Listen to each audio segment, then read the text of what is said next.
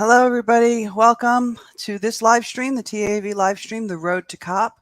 I will start off by introducing all of our panelists. First, we will start with Mr. Martin Cullip. Hello, Martin. Hi, good to be here. Mr. Tom Gleeson. Hi, Tom. Hello, everyone. And last but not least, Jeff Zamora. Hi, Jeff. Hi, how you doing, guys? Hey, we're good. What we're going to do is, just so everybody out there knows, we're going to start with a short film. It's basically a compile of moments from the GFN session, the Tobacco Control Playbook. We'll show you that. It's about 20 minutes. And then we'll come back and we will discuss that. And Martin, I believe, has some extra additional information regarding the COP. So without any further ado, gents, let's do this. Plot to spread messages around social media about vaping.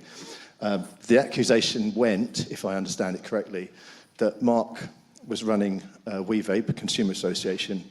He later joined the Adam Smith Institute in London as an unpaid fellow, and the Adam Smith Institute about 10 years ago got some funding from JTI, which represented about 3% of their turnover.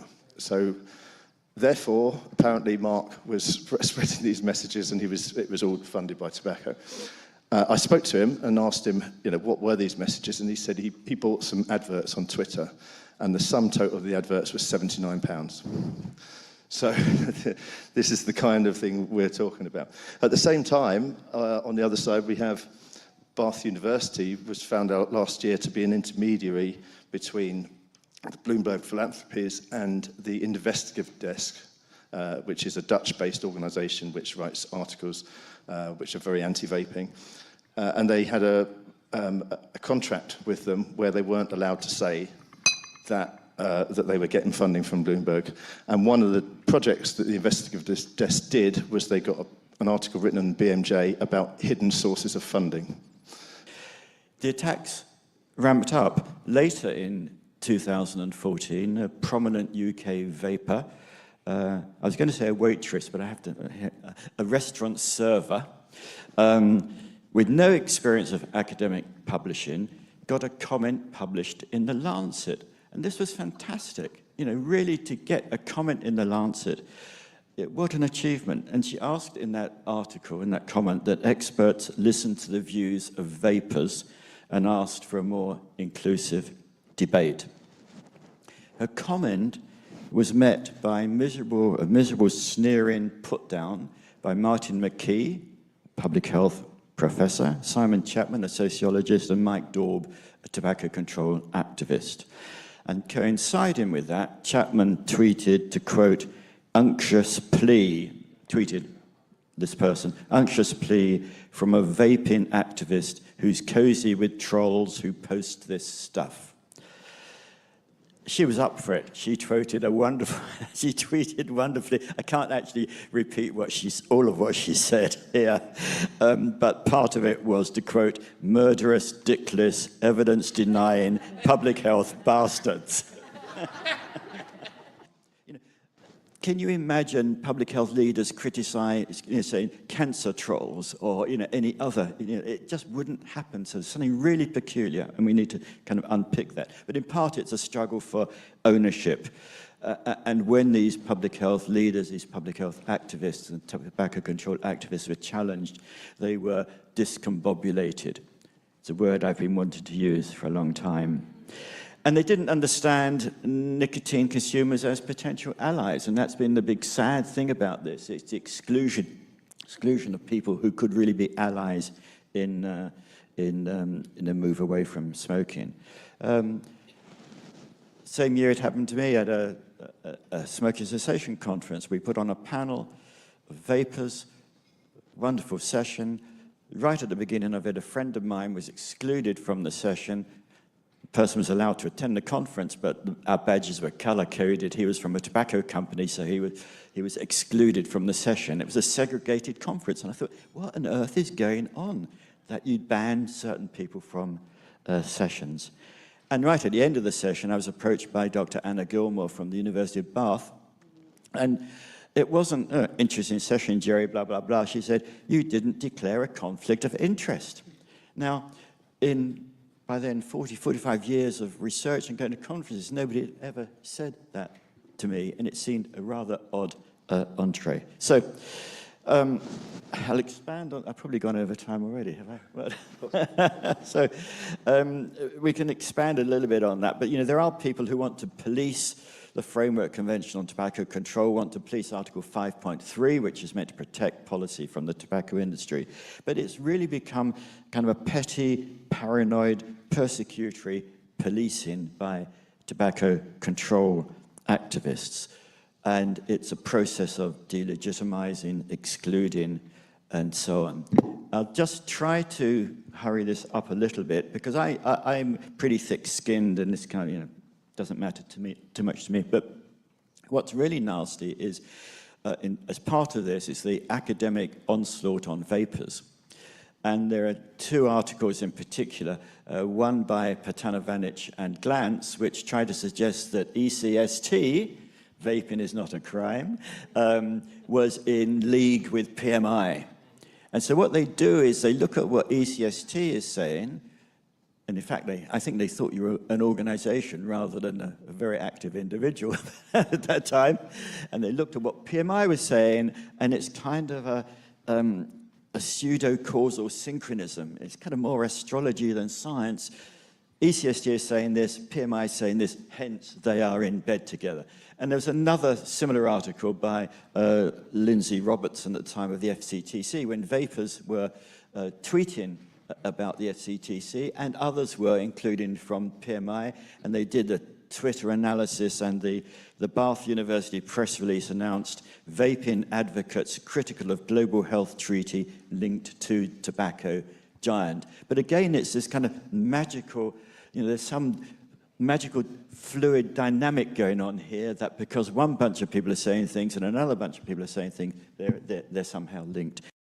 Yeah, after an article written by Bloomberg for me at the time of a valley, which is a misnomer, as we know, saying that I'm basically a soldier of the tobacco industry. Why? Because I replicated studies, and I rejected findings published from American universities that reported some outrageous results in terms of e-cigarette emissions that were completely out of their fantasy, and I knew that, and that's why I wanted to replicate the studies.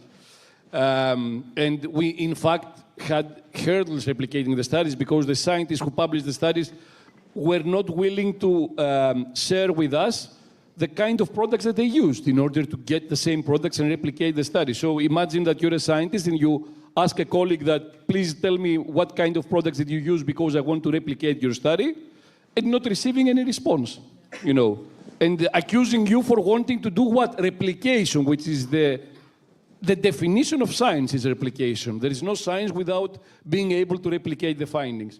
Anyway, the article that you mentioned in BFJ is very interesting because it was not done by scientists, but by journalists who had contacted me a few months before the article.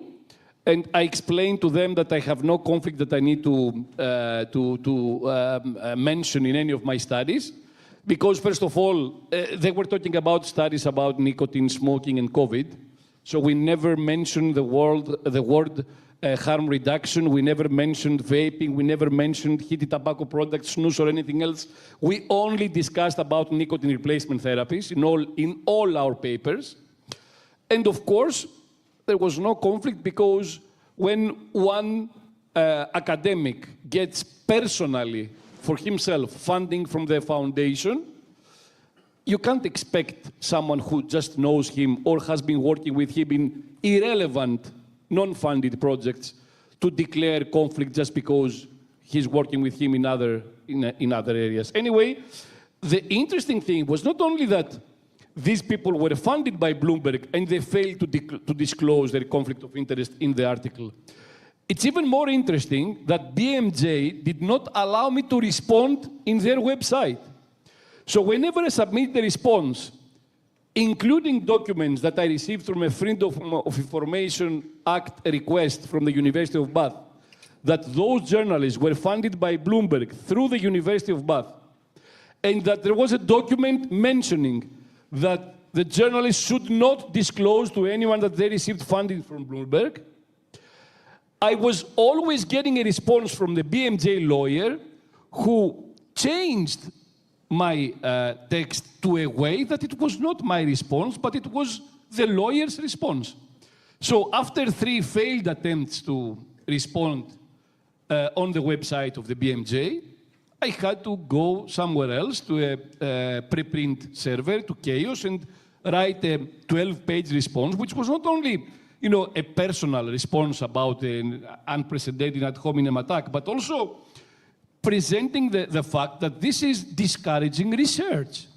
We were not talking about harm reduction, we were not talking about smoking, we were talking about finding what is in smoking that protects from COVID, and whether there are any therapeutic pharmacological implications in that. And by having such a fearful attack, the industry never discussed about COVID and smoking. By attacking in that way towards scientists, they basically discouraged research on the subject. First of all, you know, like Jerry had stated that they tried to tie us, especially to PMI, and of course, you know, our organization, our group, we started by calling ourselves In Cigarette Smoke Thailand, ECST. Actually, that's not the first name we came up with. The first name was Smoke Harm Intervention Thailand, but once you put it into the, okay, you get that one, right? It's going to be difficult to put SHIT on my shirt.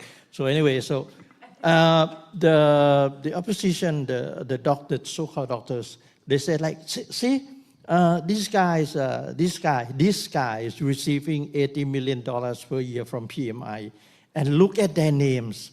ECST and Cigarette Smoke Thailand, when translated into Thai, it's exactly the same as I quit ordinary smoking, which I just found out that was not even a longer term for ICOS. ICOS is something else, but you know, they tried to pull in, so they said like ECST is equal to ICOS, which we're going like, we never even thought of that. Or I would have gone back to SHIT, you know, like, so just to avoid all the confusion.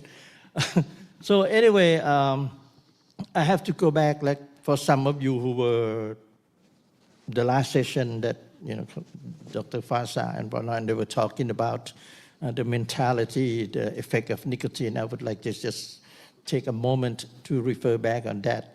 I have my seizure as my, you know, like, happen once in a while, you know, and I talked to a neurosurgeon, and the doctor is a specialist in the brain and everything. So I asked him what I can and cannot do. And he said, like, first of all, from that moment that I went back last year, said like, avoid driving, riding motorcycle, I already sold my bike, alcohol and smoking. So I pulled out my electronic cigarettes. Said like, oh, what about vaping?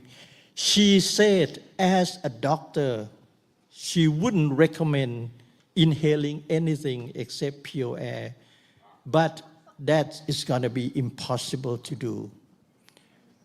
Vaping, she said this, she said like, well, at least vaping is much better than go out on the street and inhaling all the smoke and the carbon monoxide and everything. She said, vaping, there's no combustion in vaping. So yeah, go ahead and vape. It might also help you with your nervous symptom, and it could relieve and just, you know, make you relax more. You could go to sleep and have a deeper sleep and things like that. What I have seen is that the negativity and the attacks have ramped up as the consumers have actually become more vocal. So I see it as action, reaction. But the other thing I see, and I've said this before, is the more scared and the more threatened your tobacco control people get, the nastier the attacks become. And as you have thick skin, like you were saying, but what that tells me, and this is something I tell advocates who get downtrodden or they get burnt out, the fact that they're attacking you means A, they're paying attention to you, and B, they have nothing better to attack on because they can't argue with the science. Henich uses that argument all the time as well, okay? If they're paying attention to you, that means you're doing the right thing, okay?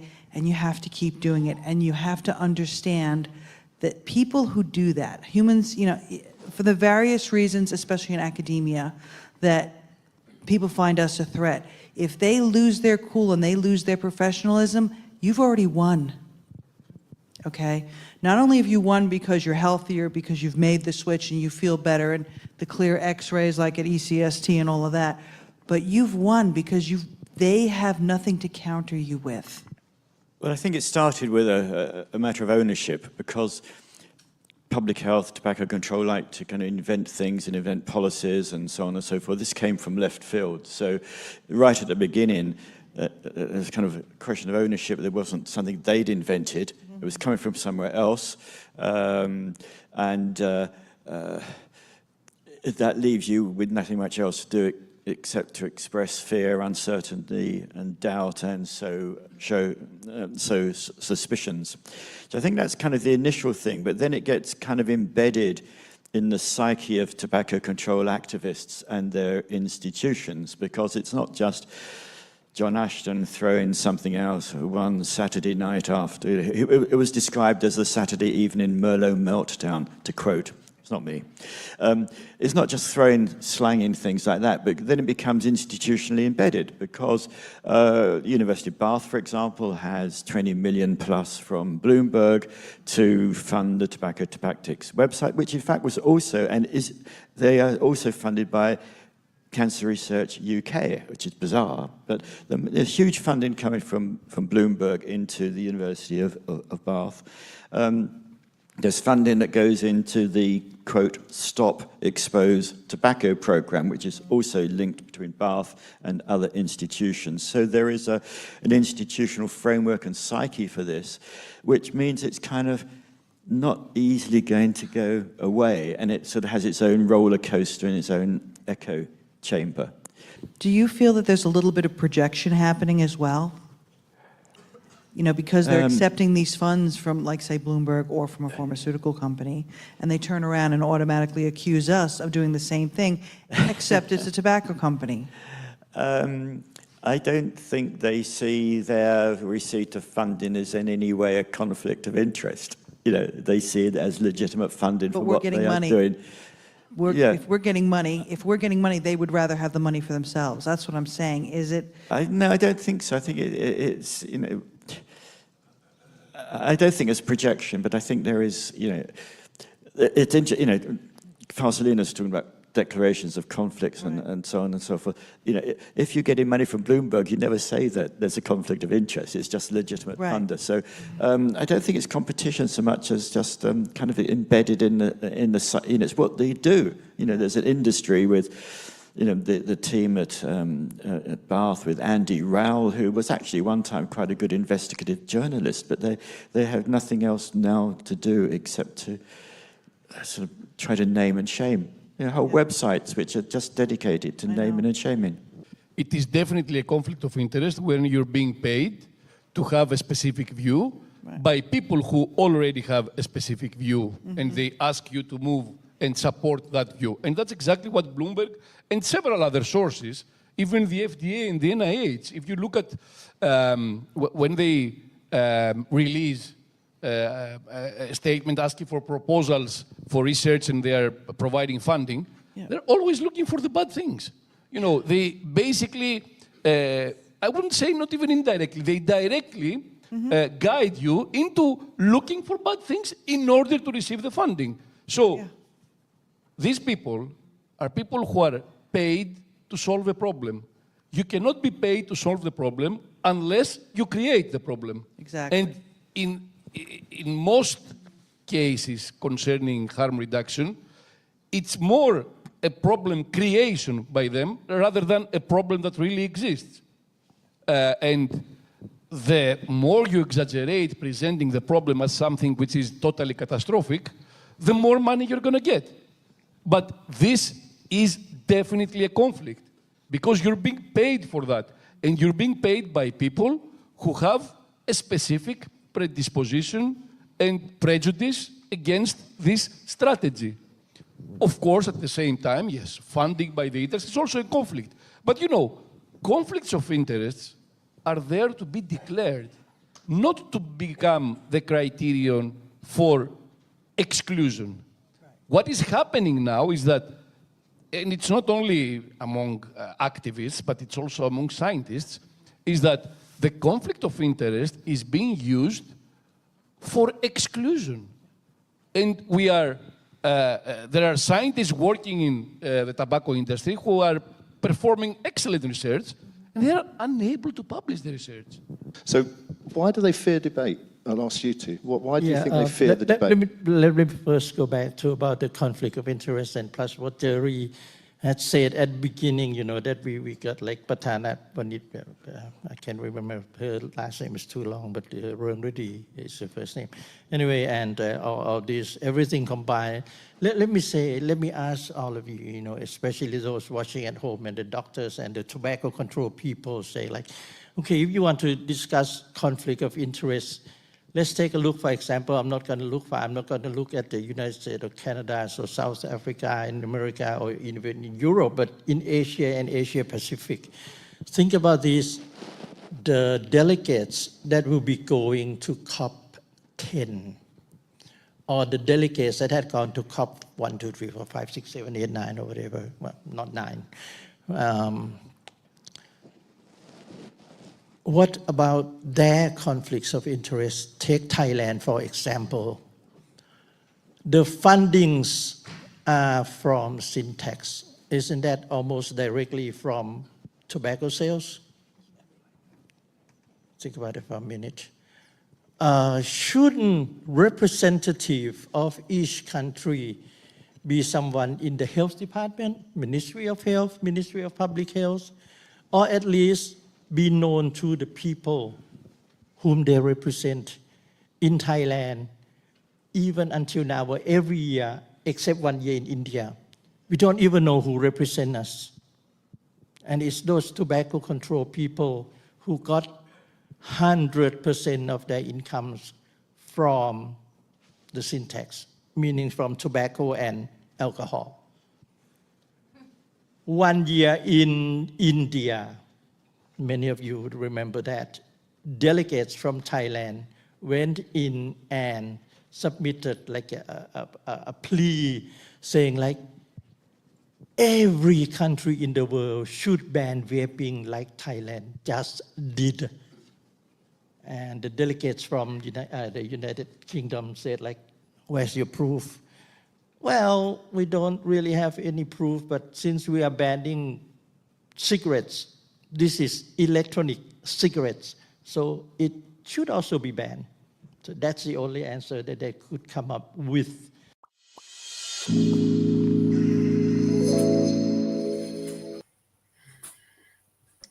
Hi, guys. So there's our overview. So, thoughts and comments.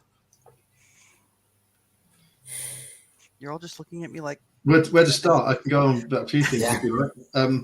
Firstly, I agree with you, Nancy. I know Jerry didn't think there was much projection going on, but I've always said, of course, there's projection going on because everyone in tobacco control is paid, and they can't imagine that some of us are doing what we do because we care about it and we're passionate about it.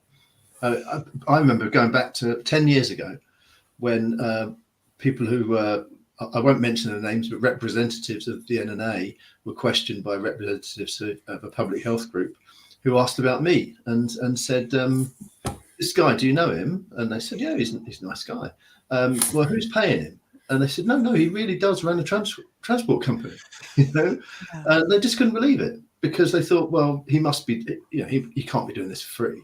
But I was doing it in my spare time. They now know that I ran a transport company for 26 years and I was doing it in my spare time. And they just cannot understand, because if you took the money away from the people in tobacco control, they wouldn't be tobacco controllers anymore. They'd go and do something else. This is proven absolutely by a guy who used to run Alcohol Concern in the UK. He lost his funding from the British government a few years ago, and he resigned the next day and turned up in a different charity about a week later. They don't do anything for nothing.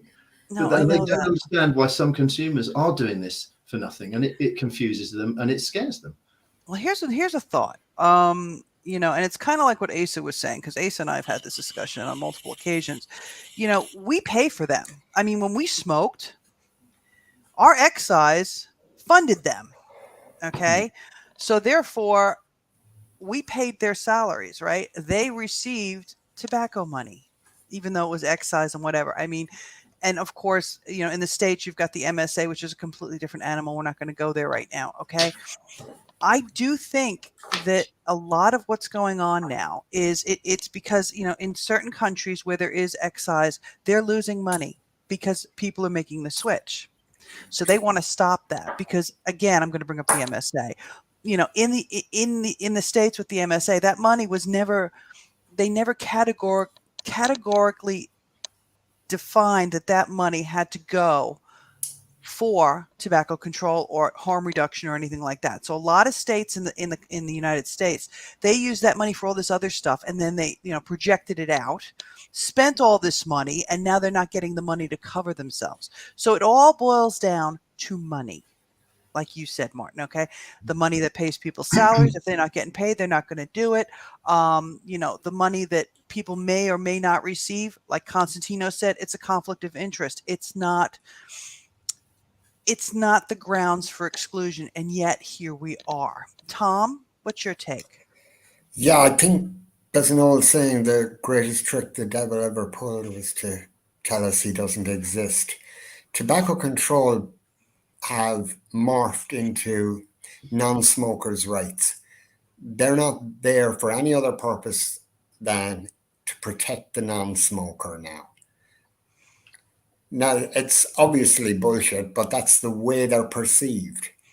They're protecting the kids. They're protecting the innocent bystanders. They're saving the poor people at the beach 150 yards behind you in a gale force wind, you know? So funny, but I know exactly what you're saying.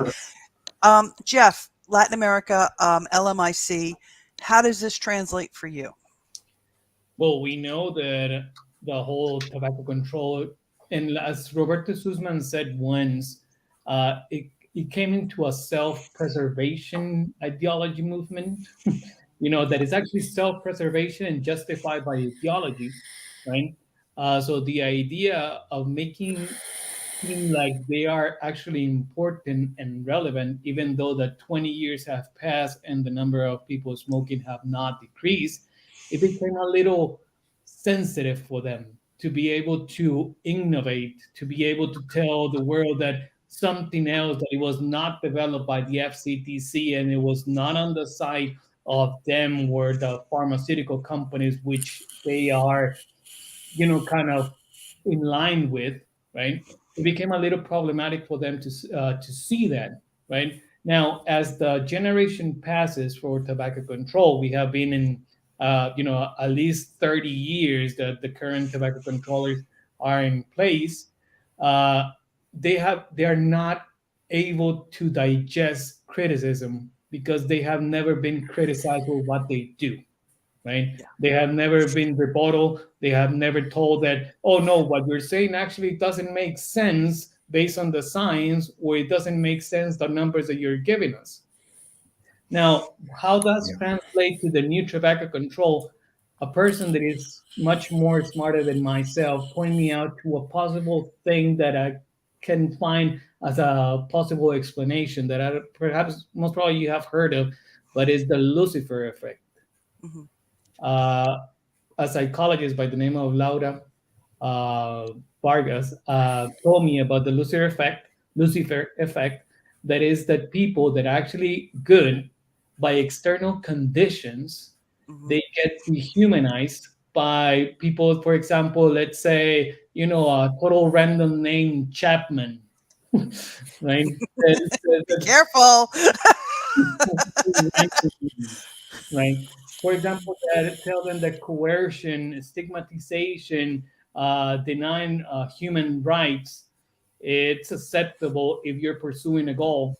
And those people that are entering into the tobacco control sphere start to think that since they have been so many years doing this, those old folks, fossilized pretty much, have been doing this for so long, it is acceptable to take that route to implement tobacco control measures that actually work, because they have been convinced that they actually are working, even though that the numbers do not justify them.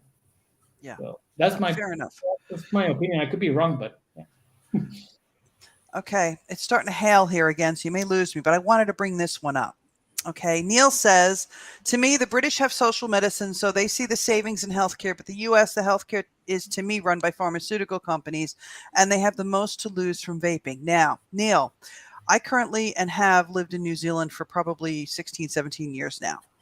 I can see your point. I can see it from an American perspective, and I can also see it from a Kiwi's perspective. Now, in saying that, okay, Australia. Now, Australia, their health system is also based on the UK system. It is a national healthcare system. It has nothing to do with pharmaceutical money, really. There, I think it's more about control. It's kind of like the ownership thing that Konstantinos was talking about. It's own and Jerry, it's ownership, and what Jeff was saying. They want to own any concept that will alleviate the harms from smoking. And how dare we be so bold as to come up with something that was a consumer-driven, technology and a consumer-driven movement? How dare we do that? That's their job. So so I see your point. I do, and I do believe that yes, in the United States there is a lot of pharmaceutical involvement in the health system. But it doesn't really translate, because you've got countries like Australia, countries like Thailand as well. Okay, they have nationalized health systems, and they still don't want it. Martin, can you talk about the UK system really quick? I'm sorry, Tom. You're muted. I think you're not working. Tom, Martin, we can't hear you. Yeah, I'm just saying I'm not the best to talk about the British system, because I'm not too keen on the NHS. Many different reasons. One of them, they killed my dad, but Yeah. But I disagree with it, because although that's a debating point, that's what the other side say. Oh, it saves the NHS this much money. It doesn't. Old age is very, very expensive, and they know that the perfect person for the NHS would be someone who pays their taxes until they're 65, retires, and dies. So they know, economists know that the NHS is harmed by longer living people than not. So I don't really agree with that at all. I don't know. I think what you said, Nancy, about ownership is absolutely right. I asked in that clip you saw there, I said, why do they fear debate? It's because they know they're going to lose, because all the evidence is on our side. The science is with us. It's increasingly the science with us, and they don't want to have a debate because they know they'll lose. And there are many, many people who have their careers tied up in tobacco control, and the last thing they want is people just going to a vape shop and buying something and helping themselves, because they become irrelevant. There is $1 billion, billions and billions of dollars that people are earning in public health from tobacco control. I remember back in about 2012, me and someone I know, we tried to count the amount of anti-smoking organisations in the UK. We got to about 250 and gave up. There were just so many of them, and everyone's getting a very healthy wage from it. So, I think that's more the reason. It's the ownership thing. The taxes come into it too. You mentioned the taxes, but this was shown in Italy about 2016, I think it was, where Italy said they actually came out with it. They said we're going to have to tax e-cigarettes because we're losing so much money because people are giving up smoking. So they taxed e-liquids. So there's the taxation side of it, and there are people who fear their careers are threatened. And I think that's, again, it's money. Yeah, it's all money. In America, we're seeing that some of the organizations dedicated to tobacco control and NGOs and all that stuff, they share people, they share the offices, they are related, cousins or relatives in some way. Yeah, that's what we're seeing. What we're seeing here in New Zealand, which is interesting. I don't know if you saw what Yolanda posted on our group chat, but there's a group called Vape Free Kids here, and it is like the clone of PAVE Correct. It's the New Zealand clone of PAVE, right? And all of us, we nicely, because we're all polite people, we went in there and we listened, seeing what they're saying, and we'd post something and say, but wait a minute, what about this? And we'd give them links. Oh, give us links, and we gave them links, and they booted all of us out of their groups because they didn't want the discussion, they didn't want the debate. Okay, and it's funny to me because you and I and anybody with half a brain knows these people are also being paid and they're being used. And this is my thing. They're being used. What they're trying to do is they see what we've done with consumer advocacy, and now they're trying to create their own little AstroTurf. Absolutely, AstroTurf. AstroTurf groups to counter what we're doing. But the difference is they're getting paid. Yeah. So the money's there, and people are willing to spend the money to maintain, like Tom says, the bullshit. Okay, it becomes, you sit there. It's like Judy Gibson once said to me, everything's a Truman Show. I mean, she kind of nailed it with that one.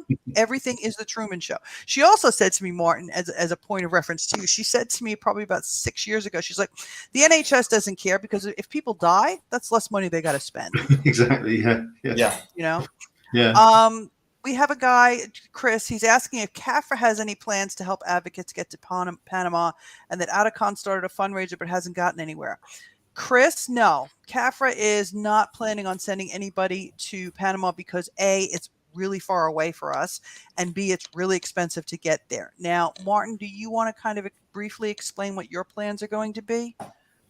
I can explain our plans, and I think Jeffrey would like to explain what INCO are doing as well. I expect. Yeah. We're holding, TPA is holding an event in Panama. We're going to have a war room. We're going to get some experts there. I've been sending out invites for that, and we're going to have a web page, and we want to get some consumers there as well, and journalists. And you're right, Nancy, it's a very difficult place to get to. I've spoken to a lot of people who are saying, perhaps that's a hell of a journey. But just think, the other side are going to have that problem as well. National delegations have to get to this thing, and they're going to find their travel is very, very difficult and expensive and time consuming as well. So if we get an event going there and we do get consumers there, they're going to see that we're deadly serious about this, aren't they? We're not just looking at it and thinking, you know what, it's a bit too far, maybe we won't go. No, because I know, and I've spoken to Jeffrey about it, we're going to get consumers there. They're going to be in Panama, and we're going to fill up the public places in the opening plenary. So I know Jeffrey's working on stuff. Do you want to talk about what you're doing, Jeffrey, with INCO as well? Sure. INCO is having a public crowdfunding to try to take as many consumers as possible, and as well as ARDT, that for those who don't know, ARDT is the umbrella organization of consumer organizations in Latin America, Spain, and Portugal. We're also we're going to be having another crowdfunding to take specifically people from Latin America to Panama, as we know that the expenses to travel consumers from Latin America obviously is way cheaper than to fly from, example, Europe or Asia, of course. So we're going to be trying to help hold, first of all, kind of being part of what Martin and those guys, you guys are doing, right? Try to, bring up the efforts, kind of put everything together to see how we can help. That's another discussion that we have to conduct with Martin and, pretty much everyone to see, what we can do in order to enhance or to accomplish a bigger impact. But we're definitely holding different things. INCO is holding as well as online initiatives that we're going to be running through social media and stuff for the people that are not going to be able to be there. As well, ARDT is going to try to, even though that if it's on a public crowdfunding, someone of us that are living so close, even if we have to fund it ourselves, we will go. We'll try to go because, like I said, the necessary budget for that is not a lot for us that we live so close to Panama. Yeah. And I mean, and CAPHRA is going to run a scope too during that whole thing. Can I just add? I mean, I know this is it might be difficult for many people, but if you can self-finance I self-financed to go to many conferences when I was running my company. If you've got if you want to get a cheap flight or whatever and go out, there'll be something there for you. There'll be an event there for you. There'll be consumers there. try and get some cheap accommodation, talk to people like Jeffrey and see if anyone's there who's got an apartment, they've got spare space in, and just come along. There will be things happening, and you'd be very, very welcome. So just if you've got a bit of money and you fancy, and it's 30 degrees in Panama in November. So if you're from Europe, that's a pretty attractive place to go for the winter months. So, come and join us, and there'll be something there for you. We'll have things to do, and you could have a good time. And remember, if you can't go to Panama, you can still send a message to the people who are going. Every country will be sending representatives, and they need to be contacted, and they need to be let know that there are a group of people back at home who are watching what they're doing, who know the facts, and who will judge them. I'm getting very Yeah, I mean, that's the big thing. And Martin and I and Jeff as well. I haven't spoken to you much, Tom, but obviously you get it as well. We've been trying since like October of last year to get people to contact their delegates and explain to them, hey, listen, you're going there. You're representing us. You're not representing your own personal interest. You're actually representing us. And that's a good segue because, I mean, Martin, you have some slides. So would you like me to show one of your slides? Yeah, but if you want to show the road to COP10 one first, if you can. Okay. This is one of the slides. I did a presentation in Warsaw just explaining what the WHO FCTC is. It's a treaty. What the secretariat is, what the bureau is. The bureau is the board of the company, if you like, and the FCTC secretariat are the workers who just administer the treaty. So that's basically what went on before this. But what this slide was meant to show is that up until now with COP10, we've had a kind of phony war. You can see there in May, you've got the FCTC was slapping itself on the back for the 20th anniversary. And then you also had World No Tobacco Day. But in May, the registration for the party's delegations opened for online. And I've heard there are some delegations who have already decided who's going to represent their country. So from now, things are going to speed up. We saw these meetings you've got there, 6th and 7th of June, 19th, 20th of June, 21st, 23rd of June. These are all secret meetings talking about taxation of reduced risk products, on flavors, and the one on the 21st to 23rd of June, the global consultation on novel emerging nicotine and tobacco products. Can't really call it global because it didn't invite all of the signatories to the FCTC. It just invited some. But people who were invited to that were obviously people who are anti-vaping. Simon Chapman was invited to it. He went to Geneva for this meeting. Emily Banks from Australia went to this meeting. In fact, she was met by one of our kind in Heathrow Airport, I think. Judy Gibson just came across her in the airport. So they went along to this meeting, and they're going to be just giving all their anti-vaping nonsense to them, and that's going to filter into reports that are going to be coming out. We're waiting for, very imminently, should be the 9th WHO report on the tobacco epidemic. Now, the 8th one, when it came out, the first 5 pages are all on vaping is dangerous, vaping is a problem, vaping is a trap. So it wasn't even about tobacco at all. That's coming out soon. We did think that the TOBREG 9 report, this is the WHO research group or study group on tobacco. They've come out with all these threats that we've been warning about. They want to ban flavors, they want to ban open systems, they want to make all vaping products the same, all the things that you've seen from different consumer campaigns. We're not sure when that's going to come out because there don't seem to be any meetings towards it. So that could be delayed. That could just come out just before COP. We don't know.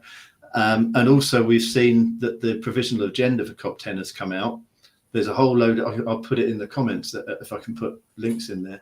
A lot of the documents have come out, but they're very thin gruel. There's hardly anything in them. I've read all of them. There's virtually nothing there. So whatever their intentions are being hidden for the moment, but we know what they want to do.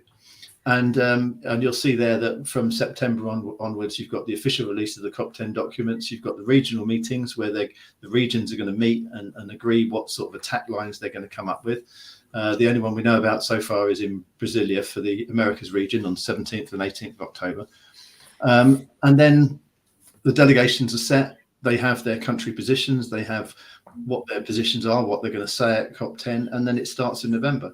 But there's going to be a lot of activity from now on once they've got over that spring break where they just had fun with the WHO's 75th anniversary and all the other stuff that they did. Yeah. So if you want to get your voice heard, we have to do it now. And like Tom said, just if you can't go to Panama, your contribution can be saying something to your elected representatives. Say to them, go to COP, as Tom said, defend our interests. Say to them, please put an expert in tobacco harm reduction onto your delegation. Even bring a consumer, if you like. Bring a consumer with you, someone who can tell you how these things work and can represent us. So that, and there was the second slide, wasn't there, Nancy, which is the one I ended with in Warsaw. And this can't be stressed enough. Consumers are the most powerful voice. You're in charge because your taxes pay for this thing. So you need to talk to your national representatives. You need to talk to the people who represent your country, to the FCTC and the WHO, and just tell your story and say to them, look, I'm worried about what's been rumoured for this conference, and I want you to go to this conference and stand up for my interests, and and speak for me, and tell others, spread the word. I said, tell others to do the same. Friends, family, whoever you think is on our side, who understands and recognises the value of harm reduction, get them to write, because the more people writing to the representatives, the more they will see that this is an issue that people identify with and that people care about, and that's the way that you can help to fight off the threats from the WHO, because at the end of the day they are accountable to the national delegations. The WHO doesn't make the decisions at the meeting, nor does the Bureau, nor does the Secretariat. The parties who turn up, the national delegations, make the decisions, and if you can talk to your national delegation and get them to stand up for your interests, then they'll make the right decisions. If you just sit there and say nothing, then they won't know and they might make the wrong decision. I mean, here's the other thing too. And I find this with a lot of people. I got to figure out how I'm going to say this without coming across like evil, but people think, well, I've got it, what I need. It doesn't matter to me. I can get what I need. So why would I get involved? And I think the point that we've got to hammer home, and the thing that people aren't really realizing, is that if this COP, they've deferred discussing this from the last COP of COVID and all that other crap, right? This is going to be crucial. This one's going to be very crucial, because this is where they're going to actually sit down and have those discussions and try to, there's a couple of things they're going to try to do. Martin, correct me if I'm wrong. They're going to try to reclassify aerosol as smoke. Yeah. Okay. They are going to try to use something called nicotine flux, so that any equipment only delivers a certain amount of nicotine, and only, it just, the things that they're trying to do, they're basically, the FCTC, that treaty was written for tobacco smoking. Okay. Vaping does not follow under that, because there is no combustion. So what they're going to do this year is they are going to try to rewrite and redefine things so that they can have ownership, there's that word again, okay, of vaping, okay, so they can control it and they can regulate it the way they want to regulate it. And what we're seeing happen is Australia, with its prescription model and it's banning stuff that's already been banned, they want everyone else to follow Australia. Australia is the poster child. They want us all to be the same as Australia. Okay. Australia is an epic fail. Okay. For those of you that don't know and aren't aware of what's going on in Australia, okay, they went for a medical model. And as soon as they did that, their black market exploded. Okay. As soon as they did that, children were able to get access to it, because once you have a black market, and this is the thing everybody needs to understand, once you have a black market, there's no control. There's no regulation. You can get anything. You don't know what's in your vape. You don't know who it's being sold to. You don't know where it's coming from. Okay, this is the problem with bans and a prescription model. Now, there's this guy, Tahir, who we all just love to death, who tries to argue that, prescription model isn't a ban. It's a ban, okay? And in countries where you have bans, India's one, Thailand's another, okay, and countries with the prescription model, Australia, okay, thriving black markets.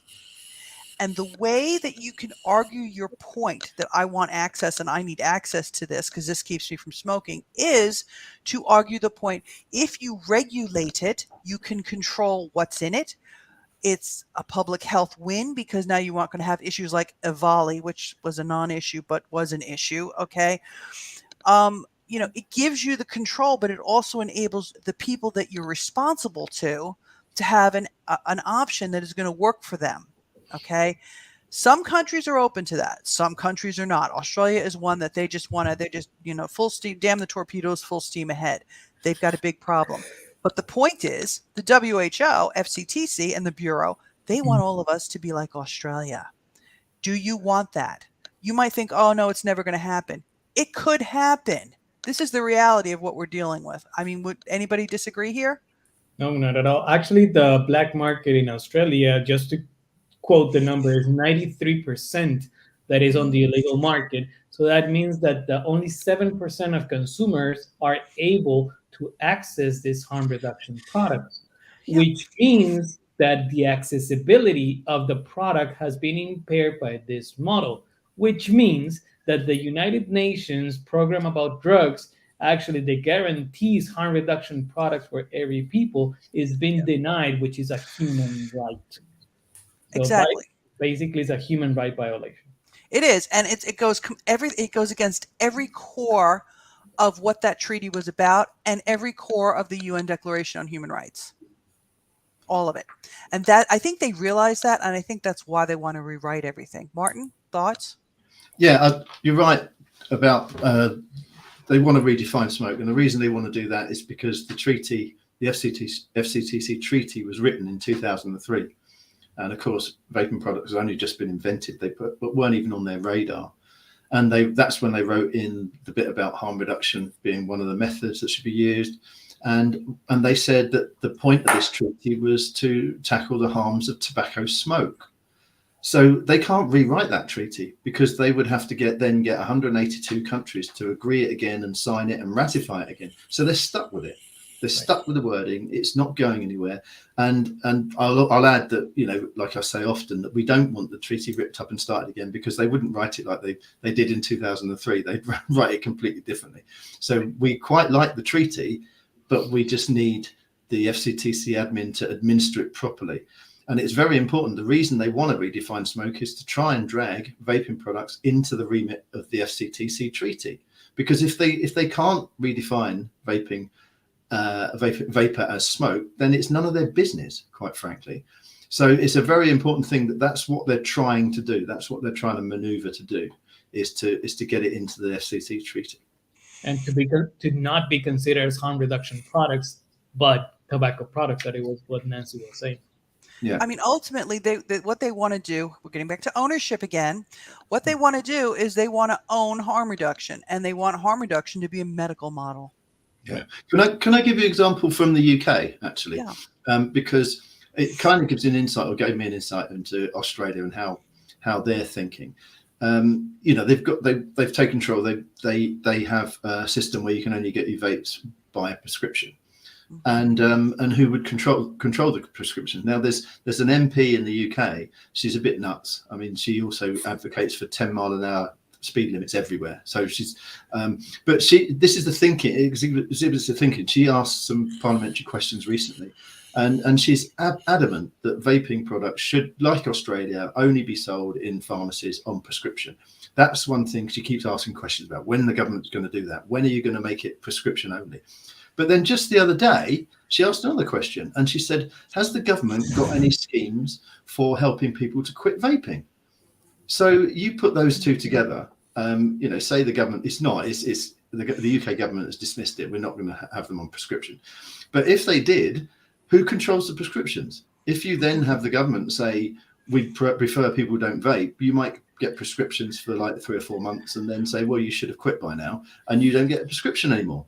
You've got two prongs of this drive towards pharmaceutical nicotine, is that they would say you can only get it from a pharmacy, and we're going to control whether you get that prescription or not. Well, I mean, that's what they're doing here. I mean, now they're starting up these, quit to vape, quit vaping. And it's like, hold on a minute, thinking back, okay, at what they had prior to vaping in New Zealand, what you had is you had NRT, right? Of course, there was a whole bunch of us vaping and whatever, but you had NRT, right? And NRT could be prescribed to people from the age of 12 up. That's number one. I think it's the same in the UK. But number two, okay, they limited the amount of NRT that you could get. Now, this is at the time when it was still all prescription, right? So you'd go in there and you say, hey, I want to quit smoking. Okay. And they'd be like, okay, yeah, we'll give you patches and gum and whatever, but you'd only get it for 8 weeks and they'd only follow you for 8 weeks. Okay. After the 8 weeks. Okay. So when we started ARDT, we were picking up all those people that after 8 weeks are like, and we transitioned them over before the government actually acknowledged that, yes, this is helping people to stop smoking.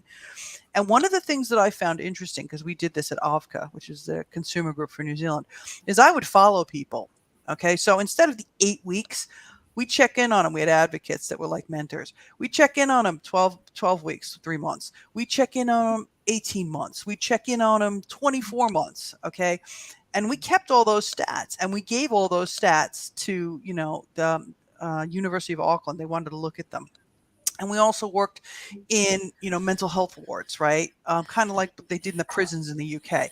And we found that, people need support, right? They need the support to make the switch. They need somebody to talk to. They need somebody who's going to understand where they're coming from.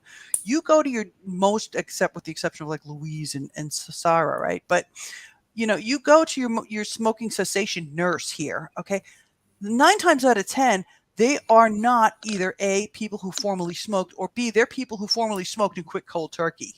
Right. They don't understand. They look at it, they medicalize it. It's pathologized, right? And I'm taking a course at the University of Michigan. Cliff Douglas's course, Skip's taking it as well.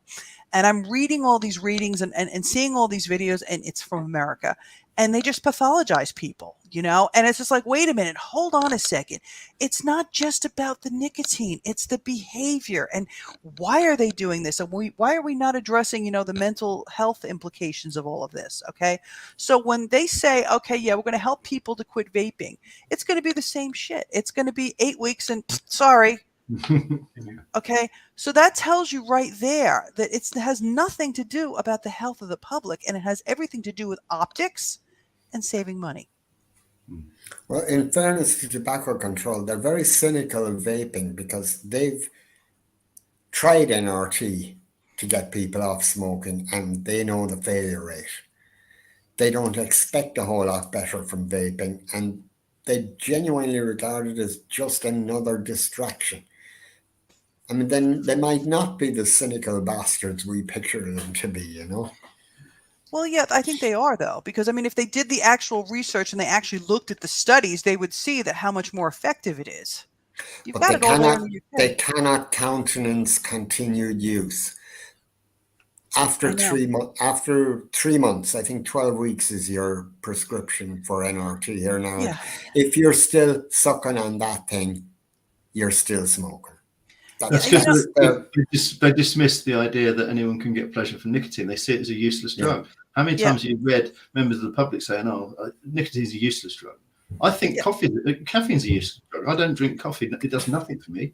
But lots of people enjoy it. I'm not going to go around telling people to stop, but I enjoy nicotine. Many people enjoy nicotine. It's been used for 12,000 years. There must be a reason people have been using this thing for 12,000 years, and it's because they get enjoyment out of it, and they can't do that. And in a way it is, in defense, I guess, in a way, hi Kitty, in a way it is self-medication, okay? But it's no different than coming home from a bad day at work and having a beer. Yeah. It's, I don't like that either. I know. Or waking up in the morning and have a cup of coffee. I have if it was up to me, I'd have the Canadian bowl of coffee every morning, right? But, WHO is saying that there's no safe intake from alcohol. Right. But then now they're also saying too, there's no safe, of sweeteners. And okay, I can get the aspartame, I can get the saccharin. Stevia?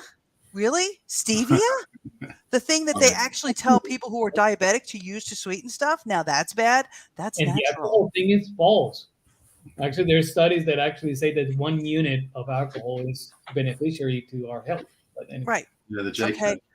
Right. So, I mean, that brings up the other issue, and the last issue that I want to bring up is, our experts, how can we trust them? Well, obviously we can't. But in the meantime, all we can really do, and what we do, is we just give people science, and we just give them as, I mean, there have been times ASA has walked in to an ombudsman meeting with like this much stack of like research, right? Saying, okay, well, here,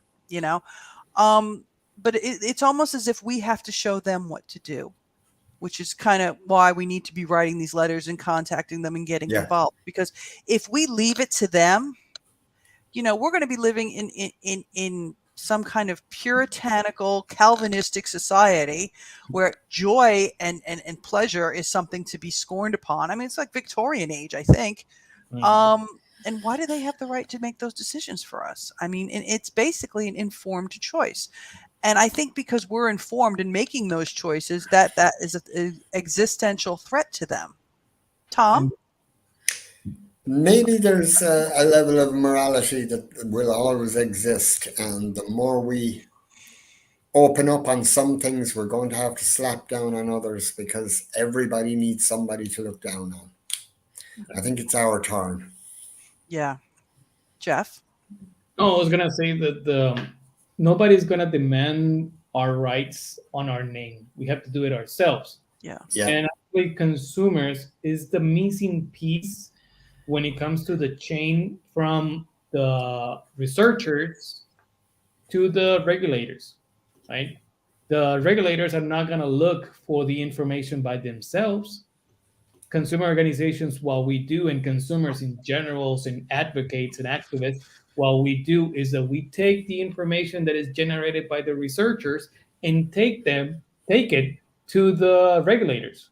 Yeah. That's what we do. And that's because we are a stakeholder in this discussion and we're really interested. So at this present time, we have to fill our space and do exactly what we're supposed to do.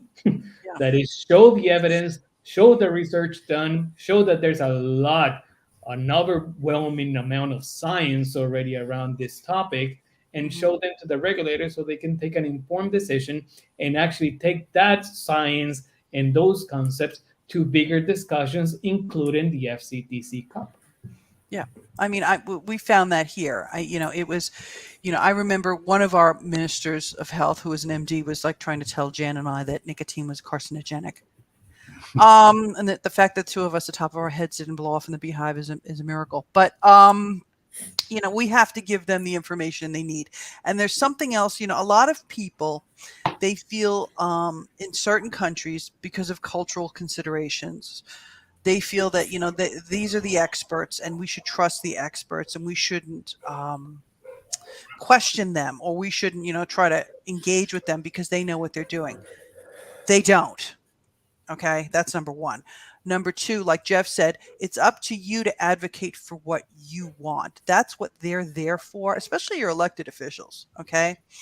And the third thing is, if you can't get through to somebody like an MP or to a minister, make nice to the executive assistant, because a lot of times what you have to do is, I want to talk to the MP. Well, no, you know what? Make nice to the MP, make nice to the office assistant, because if you can get something to them, they can get it to the MP.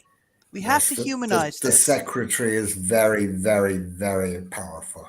The executive assistant is a very powerful person. Yeah. In a former life, I was an executive assistant, and I was basically the gatekeeper of the information that was going to the CEO. Okay.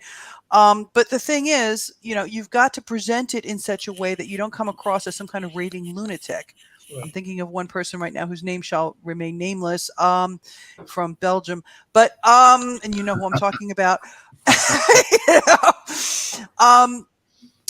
You've got to treat people the way you want to be treated, and you've got to also understand that you're going to lose the battles to win the war. And the people that you have to focus on, the people that you have to aim for, are the ones that are on the fence. You don't want to argue with the Simon Chapmans of the world, and you don't want to argue with the Becky Freemans of the world. Okay, you want to talk to the person who might be sitting there on the fence, going, "Huh." And the way you present yourself and the way you present that information is going to be more important than actually talking to the MP that, is like, and yelling and screaming about everything. Okay. Yeah. Your audience is always going to be the undecided. Always. Doesn't, you know. And especially in the public too, in the public eye. Okay. Now Yeah. I'm seeing, and I have seen, and I am seeing, people that are getting out there, like in the media, for example, all the negative people are getting out there. They're all getting airtime and lines in the paper and everything else. Why are they doing that? Understand that media operates nowadays on clicks and on viewership and on readership. Okay. Yeah. So if it's sensationalistic, if it's outrageous, it's going to get published. So what you have to do if to try to get published, and there's no guarantees here, because trust me, I have a hell of a time getting shit published, is you have to make it relatable to your audience. Okay. And that may mean saying something along the lines of like, listen, these, the WHO, they're saying this. These are the same people that said that, COVID wasn't a problem for how many months before they actually announced it was COVID a pandemic. is not airborne, all caps. Mm. Still up there. There's nothing wrong with saying that. It's the way you say it. You've got to, like Martin and I have discussed, plant the seed of doubt. That's what it is. It's planting the seed of doubt. Yes, these are the experts. Yes, these are the people that are tasked and mandated to do the right thing. But are they? Plant the seed of doubt. There's enough evidence out there that you can use to plant the seed of doubt. Well, that's what they're doing. I mean, the UK's come under sustained attack this year because they're worried about the UK because they're trying to knock the UK over before COP. It's all to do with COP, everything, and it's been non-stop every single day. Something else comes up, but I've never known so many Westminster Hall debates, opposition day debates. There's a 10-minute rule bill coming up at the start of September. It's just one thing after another. They're getting into Westminster because it's just money there somewhere, just advising MPs all the bad things about vaping because they want to knock the UK over. And the UK government so far has been admirable. It's stood up to all this stuff. And it's been really, really stressful. I mean, for them, I think, for the politicians, because they know they're doing the right thing. I would say with the people who are against us is their arguments are pretty flimsy. I mean, we spoke earlier about that Geneva secret meeting in Geneva where they invited Simon Chapman, Emily Banks, and Mike Daw. Why are they inviting them? Because they want to hear from only people, and they're talking to people who are a diminishing minority now of people who really can't see the benefits of reduced risk products, and they will only speak to them. Apparently, there's a meeting coming up where 5 NGOs have been invited by the WHO to talk about cross-border stuff, which could involve online sales. And they've invited the Tobacco Control Research Group at Bath University. They've invited Tobacco-Free Kids. They've invited ENSP. I can't remember what that stands for. Basically, all 5 of these are Bloomberg funded. They've invited ASH USA, not ASH UK, ASH USA. They only want to hear from these absolute who are opposed to vaping. It's the echo chamber. It's an echo chamber, and they know they haven't got the evidence on their side. They haven't got research on their side, and they're scared. They are scared. I'd also mention that we've seen a split in public health. I mean, when we were smokers, did you ever see tobacco controllers argue amongst themselves? But we're seeing that increasingly now, and in public as well. And I'm always reminded of a quote by Carl Phillips, which I think was very well drawn. He said you can tell the difference between someone who's in public health because they're interested in public health and someone who's in public health because of the money. And he said, or because they're bigoted or they're prejudiced. He said, because if you were to say to someone in public health, listen, if someone invented a cigarette that caused absolutely no damage whatsoever, it was perfectly healthy to smoke it, would you be okay with people carrying on smoking that cigarette? If they say, yes, that's fantastic, all I'm interested in is stopping people dying, then they're a proper public health activist. Yeah. If they say, no, I still don't like it, well, they're not in it for public health. They're in it to try and boss people around and stop them from doing what they want. Power and control and morality. Control and morality, right? Does anybody have any final thoughts they'd like to share with us? Yeah. If people are going to write to MPs, ministers, whoever, check is there an advocacy group in your area who might have names, addresses, and certainly will have done the research into where to direct your missive. We want those epistles to land on the right desk. we need to be very focused. We don't have the numbers anymore. Vaping, e-cigarettes are now a consumer product. They're not an enthusiast's market anymore. And consumers, are not quite, well, they're not enthusiasts. So we need to be much more directed with where we go. Great. And do, I mean, I always say that elected representatives, I remember talking to some people from Eastern Europe a couple of years ago, and they said, what do you mean by elected representatives? They don't have such a thing. So, and I said in Warsaw in the consumer group, Ignacio from Chile was saying, our government doesn't quite work like that. But find out ways that work for whichever system of government you've got. It might mean going to the Department of Transport, which I think some countries have done, not Transport, Department of Trade, or go to the Treasury, or if you're not Tourism. getting out at your Department of Health, talk to another department, make your case to them, and you might find you'll get an ear to listen to from them as well. And also always remember, if like you're saying, go to someone else in the office. Increasingly, people are vaping who work for government. So there will be people in government who understand your argument. If you can find those people who are inside the government, then see if you can work with those. But the important thing mostly is to do something. Tom, you campaign on this all the time, don't you? Just don't sit on your hands, because things aren't going to solve themselves. You have to get out and do something. Yeah. Jeff? Well, pretty much just following that thought, people that are perhaps not on any consumer organization, and even though if they're not aligned with what the consumer organization is doing, just do something. Do whatever, but do something. That's the whole idea. At this present time, we're on a global thread when it comes to the prohibition or banning of these products. So I think if there's any time to be active, is now. Find those areas that you think alike with other people. It doesn't have to be everything. It doesn't matter. But think, get those areas that you think alike and try to do something. Try to manage to enhance those efforts done by somebody else in order to try to get the bigger impact possible. So this present time, I think, is very important. Yeah, no, I agree with everything everybody said. I mean, and what Tom said was really important. Find out if there's a consumer group in your area. If there is, go to them, let them guide you, help them, support them, like Jeff said, even if it's just a matter of, giving them $5, whatever, okay, or 5 pesos or whatever, okay, pounds. We've got to do this all together. I mean, we're not asking people who are really introverted to get out there with a placard and start screaming. No, that's not what we're saying. But what we are saying is we're stronger together, and that's what we need to do. And you can get a hold of me. You can get a hold of Martin. Jeff's around. Tom kind of stays in the background, but he's around too. NNA Ireland, yay, and ETHRA. Get a hold of one of us, and we'll help you, and we'll guide you to whoever you need to go to. But you definitely need to get off your butt and do something now. Now is the time. Even just sign up for the mailing list. The more names we have, the more we can say we represent X number. Exactly. All right. And when Gentlemen, you're talking to a politician, he'll hear ex-voters. yes. Can I just say one thing at the end, just on this subject of the consumers are the most powerful voice? In 2010, the MHRA, which now regulates vaping in the UK, were trying to ban vaping in UK within 21 days.